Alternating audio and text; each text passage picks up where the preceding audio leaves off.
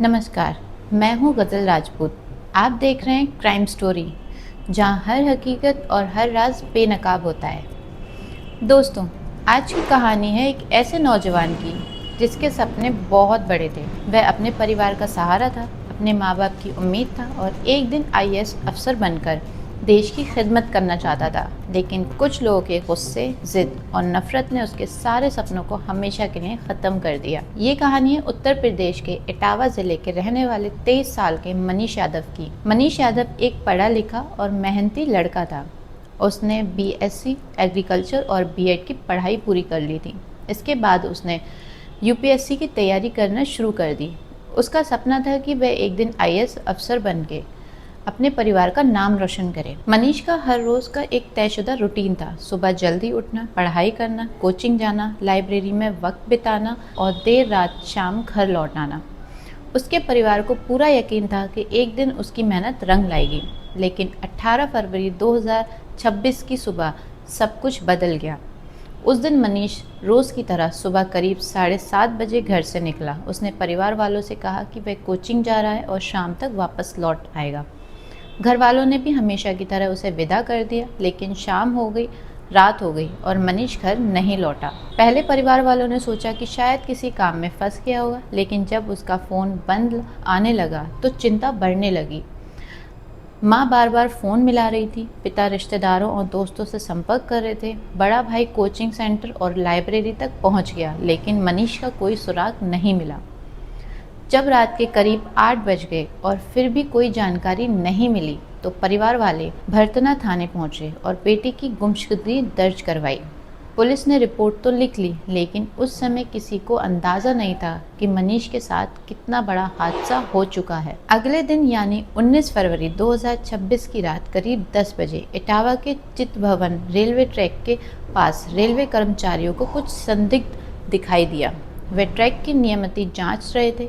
जब वे करीब पहुंचे तो उनके होश उड़ गए। रेलवे ट्रैक के पास एक युवक की लाश कई टुकड़ों में पड़ी हुई थी। शरीर के हिस्से अलग अलग थे, गर्दन अलग थी, हाथ अलग था और पैर भी शरीर से अलग हो चुके थे। रेलवे कर्मचारियों ने तुरंत जीआरपी को सूचना दी। इसके बाद स्थानीय पुलिस को खबर दी गई। शुरुआत में ऐसा लगा कि शायद ये कोई रेल हादसा है, लेकिन जब पुलिस ने गौर से जांच की तो उन्हें मामला संदिग्ध लगा। इसके बाद जिले के सभी थानों में सूचना भेज दी गई। यदि किसी 20 से 25 साल के युवक की गुमशुदगी दर्ज हो तो उसके परिवार को पहचान के लिए बुलाया जाए। कुछ ही देर बाद ये सूचना भरतना थाने तक पहुंची, जहां एक दिन पहले ही मनीष यादव की गुमशुदगी दर्ज हुई थी। पुलिस ने तुरंत मनीष के घर पहुंची और परिवार को अपने साथ चलने के लिए कहा। परिवार वालों के दिल में डर बैठ चुका था। जब वे मोर्ची पहुंचे और लाश को देखा तो चीख पुकार मच गई। वह लाश मनीष यादव की थी। माँ बेसुध हो गई, पिता की आंखों में आंसू रुक नहीं रहे थे। बड़ा भाई जब अपने छोटे भाई को उस हालत में देखता है तो सदमे से बेहोश होकर गिर पड़ता है। अब पुलिस के सामने सबसे बड़ा सवाल था कि आखिर मनीष की हत्या किसने की और क्यों। जांच शुरू हुई। पुलिस ने मनीष के मोबाइल की record, social media accounts, call details और सीसीटीवी फुटेज खंगाले। जांच के दौरान एक ऐसा सच सामने आया जिसने पूरे मामले की दिशा ही बदल दी। पता चला कि मनीष यादव का प्रेम संबंध आकांक्षा यादव नाम की एक लड़की से था। दोनों एक दूसरे को काफ़ी समय से जानते थे। धीरे धीरे दोस्ती प्यार में बदल गई थी। दोनों शादी करना चाहते थे और भविष्य के सपने देख रहे थे। लेकिन इस रिश्ते से आकांक्षा का भाई अभिषेक यादव खुश नहीं था। अभिषेक यादव सीआरपीएफ में था और उस समय जालंधर में तैनात था। उसे लगता था कि उसकी बहन को पढ़ाई और नौकरी पर ध्यान देना चाहिए, ना कि प्रेम संबंध में पढ़ना चाहिए। उसने कई बार अपनी बहन और मनीष दोनों को समझाया, लेकिन दोनों का रिश्ता ख़त्म नहीं हुआ। उधर आकांक्षा का चयन पहले बीएसएफ और बाद में उत्तर प्रदेश पुलिस में कांस्टेबल के पद पर हो गया था। उस समय वह रामपुर में ट्रेनिंग ले रही थी। अभिषेक को ये बात और ज़्यादा परेशान करती थी कि समझाने के बावजूद दोनों संपर्क में थे। हालांकि उन्होंने फ़ोन पर बात करना कम कर दिया था, लेकिन सोशल मीडिया और इंटरनेट के ज़रिए बातचीत जारी थी। अभिषेक का एक दोस्त था, विपिन यादव। विपिन लगातार उसे भड़काता रहता था। वह कहता था कि उसकी बहन अभी भी मनीष से बात करती है और उसकी बात नहीं मान रही। धीरे धीरे अभिषेक के मन में गुस्सा बढ़ता गया। आखिरकार उसने एक खौफनाक फैसला ले लिया। 17 फरवरी 2026 को वह जालंधर से अपने घर इटावा पहुंचा। वहां उसने अपने दोस्तों विपिन यादव और दीपक के साथ मिलकर योजना बनाई। योजना ये थी कि मनीष को रास्ते से हटा दिया जाएगा। 18 फरवरी की सुबह मनीष रोज की तरह कोचिंग जाने के लिए निकला। वह सड़क किनारे खड़े होकर वाहन का इंतजार कर रहा था। तभी एक कार उसके पास आकर रुकी। कार में अभिषेक और उसके साथी मौजूद थे। मनीष उन्हें जानता था, इसलिए कोई शक नहीं हुआ। अभिषेक ने कहा, आओ हम तुम्हें शहर छोड़ देते हैं। मनीष आराम से कार में बैठ गया, लेकिन उसे नहीं पता था कि ये उसकी जिंदगी का आखिरी सफर होने वाला है। कुछ दूर जाते ही कार के अंदर उसके साथ मारपीट शुरू कर दी गई। तीनों आरोपियों उसे लगातार पीटते रहे। मनीष समझ चुका था कि उसके साथ कुछ बहुत बुरा होने वाला है। आरोपी उसे एक सुनसान इलाके में ले गए जहां सरसों का खेत था। वहां पहले उसकी बेरहमी से पिटाई की गई। इसके बाद रस्सी से उसका गला घोंट दिया गया। उसके शरीर पर चाकू से भी कई वार किए गए।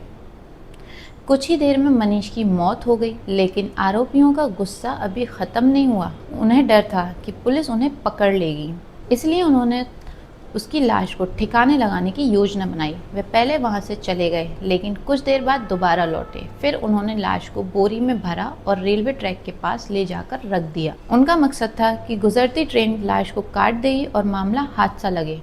कुछ समय बाद ऐसा ही हुआ। ट्रेन गुजरने से लाश कई हिस्सों में बंट गई। आरोपियों को लगा कि अब कोई उन तक नहीं पहुंच पाएगा, लेकिन वे ये भूल चुके थे कि आज के दौर में अपराध छुपाना आसान नहीं है। पुलिस लगातार सीसीटीवी फुटेज, मोबाइल लोकेशन और कॉल रिकॉर्ड की जांच कर रही थी। जांच के दौरान एक संदिग्ध कार सामने आई। कार का नंबर ट्रेस किया गया। कार एक मेडिकल स्टोर मालिक की निकली। पूछताछ में पता चला कि उस दिन कार दीपक चला रहा था। पुलिस ने दीपक को हिरासत में लिया। शुरुआत में उसने बहाने बनाए, लेकिन सख्त पूछताछ के बाद वह टूट गया। उसने पूरी साजिश का खुलासा कर दिया। इसके बाद अभिषेक यादव, विपिन यादव और अन्य आरोपियों के खिलाफ हत्या का मुकदमा दर्ज कर लिया गया। पुलिस ने आकांक्षा यादव के खिलाफ भी कार्रवाई की, क्योंकि जांच में सामने आया कि उसे कई बातों की जानकारी थी, लेकिन उसने पुलिस को समय रहते सूचना नहीं दी। एक तरफ मनीष का परिवार था जिसे अपना होनहार बेटा खो दिया। दूसरी तरफ वे लोग थे जिन्होंने गुस्से और नफरत में आकर अपनी खुद की जिंदगी बर्बाद कर ली। सुबह 7 बजे कोचिंग गया और जब वापस नहीं आया तो मैंने कोचिंग में पता किया, बोला आज यहाँ आया ही नहीं। उसके बाद जब मैंने बेटा भेजा, मैंने कहा कोई ऐसा तो नहीं कोई हादसा टेम्पू वगैरह से हुआ हो जो अस्पताल वगैरह में भर्ती हो, देख आओ। तो देखने गया तो बोला आज रोड पे कोई ऐसी हादसा नहीं हुई पापा। ये एक युवक जो आईएएस बनने का सपना देख रहा था, हमेशा के लिए इस दुनिया से चला गया। एक सीआरपीएफ जवान का करियर दांव पे लग गया। एक पुलिस कांस्टेबल की नौकरी भी खतरे में पड़ गई और कई परिवारों की खुशियां हमेशा के लिए उजड़ गईं। दिनांक 19/20 फरवरी 2026 की रात्रि में थाना इकदिल के अंतर्गत रेलवे ट्रैक पर एक अज्ञात युवक का शव बरामद हुआ था। जब शव की पहचान कराई गई तो इसकी पहचान मनीष यादव के रूप में हुई, जिसकी गुमशुदगी एक दिन पहले थाना भरथना पे रात्रि में 20 बजे लिखी गई थी। पूरे घटना की पुलिस ने जांच पड़ताल की और घटना का खुलासा हो चुका है। प्रकरण प्रेम प्रसंग से संबंधित है। मृतक मनीष एक लड़की से बात करता था।